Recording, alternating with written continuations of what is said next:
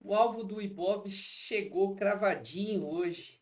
Muito legal a gente ver isso acontecendo, né? Não tivemos uma correção ainda dessa pernada de alta. Foi o quinto dia seguido de alta para o Ibov.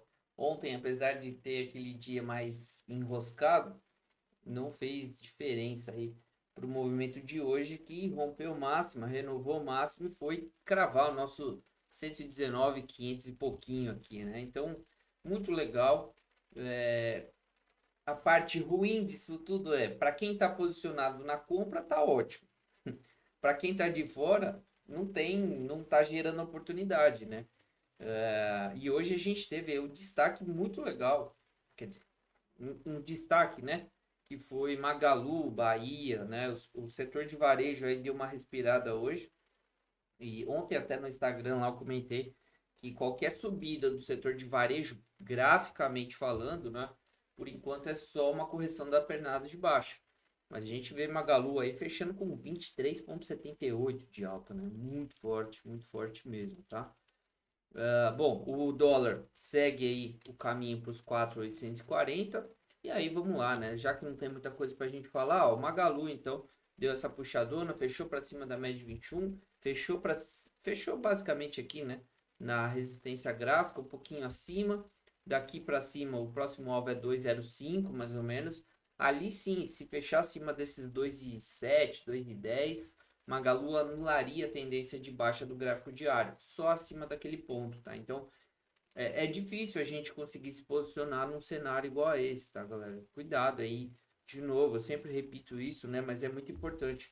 Cuidado para não deixar essa ansiedade, essa frustração de ver o mercado subindo e muitas vezes estar de fora, fazer com que vocês comprem topo mais uma vez, né? A gente já fez isso lá no início, quando a gente começa a operar, mas não pode continuar repetindo esses erros para sempre. É melhor proteger o capital e ficar de fora do que querer participar da festa, mas chegar no final dela, né? A gente nunca vai saber, com certeza, quando é o início, o meio e o fim da festa, mas em cenários assim, já é claro que não tem nada para fazer. Agora, o que eu quero chamar a atenção de vocês é, pô, as lives, apesar de, né, a gente não ter tanta gente participando, mas as lives que eu tenho feito de manhã para a galera da comunidade, quem tá sabendo aproveitar as dicas ali, nossa senhora, tá arrebentando. Vou dar só dois spoilers para vocês aí do que a gente comentou hoje de manhã, tá? Bradesco. E aí já faço até, né, um contraponto aqui. Por que que eu não recomendei isso na comunidade, tá? Porque são operações mais agressivas, normalmente operações de day trade. O foco da comunidade não é esse, tá, galera? Então, essas lives é para ajudar, para a gente bater um papo, tirar dúvida, mas essa live está se transformando basicamente aí num produto diferente, porque a gente tem visto muita operação de intraday e tal, e tá encaixando sensacional. Ó, Bradesco, isso aqui é estratégia, não é invenção da cabeça não, tá? É estratégia validada, tudo. Bradescão rompendo a máxima de ontem, 14,91, tinha uma oportunidade de compra por essa estratégia com um alvo em 15,48. Faltou 20 centavos para chegar no alvo, né? Eu sei que fechou para baixo e tal, mas olha como o papel dessa foguetada boa aí. E aí a gente teve outro papel que faltou muito pouco para chegar no alvo também, mas foi a mesma coisa, uma estratégia que validada, uma estratégia que eu particularmente gosto bastante de operar. Compra 4,09 e o alvo era 4,37. O papel saiu do leilão aqui a 4,32. Então, muito legal. Dois trades aí, basicamente, que já daria para ficar sem risco, né? Na pior das hipóteses, colocaria o stop no preço de entrada já, porque são operações que elas têm que acontecer de forma rápida e a gente vê o resultado aí. Só dois, tá? Teve mais de ontem, teve mais de uns dias atrás aí, mas só para mostrar para vocês. E também, né, falar aí para a galera que nossa querida JBS chegou em 3 para 1 hoje. Já estamos com stop gain de 13,9%, né? Papel já 25,5 basicamente aí do nosso preço médio, chegando, se aproximando do nosso alvo de 4 para 1. Tomara que pegue. Tá subindo já 5 semanas seguidas, né? No gráfico diário aqui a gente tem 5 dias seguidos de alta também, então é normal se ocorrer um movimento para baixo aí, uma correção dessa pernada de alta, mas a gente gostaria que subisse reto, né, até o nosso alvo, tá? Então essa é a parte boa aí pra gente que está na comunidade, que está aí posicionado em JBS. Ontem eu comentei com vocês de VEG e o papel confirmou o topo aqui no gráfico diário, ó.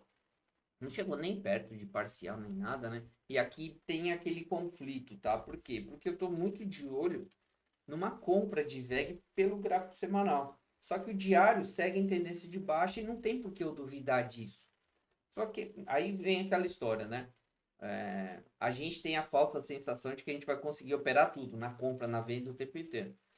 E uma das dicas que eu posso dar, né, para vocês que estão me assistindo a gente precisa saber, assim, escolher num cenário igual esse, o que mais a gente quer fazer, né? Porque muitas vezes quando a gente quer fazer as duas coisas, a gente não faz nenhuma direito. Como eu tô com um raciocínio de compra pelo semanal, porque é uma repetição de padrão muito legal, vou até mostrar para vocês, né? Ó, a VEG fez fundo no gráfico semanal na média de 200. Historicamente, ó, eu vou até afastar um pouco o gráfico aqui só para vocês entenderem, né? Isso aqui é aula, galera. Ó, desde que a média de 200 apareceu no gráfico semanal, lá em 98, ali em 99, ela tocou em 99, depois ela foi tocar só em 2008, aí ficou trabalhando um pouco aqui até 2011 nessa região, subiu um pouquinho, 2016 chegou perto, mas não encostou na média, tá? Ó, acho que vocês vão conseguir ver, né? Ó, ela chegou perto. Não daria pra gente falar que chegou para testar a média e tal, mas de fato não encostou, né? É isso que eu quero dizer. Então, depois de 2011, só em 2022 que o papel voltou para testar essa média de 200 semanal. E aí, quem me acompanha no YouTube desde aquela época sabe, né? E tivemos vários alunos da sala na época que compraram o VEG aqui na casa dos 23, 22, 24 reais.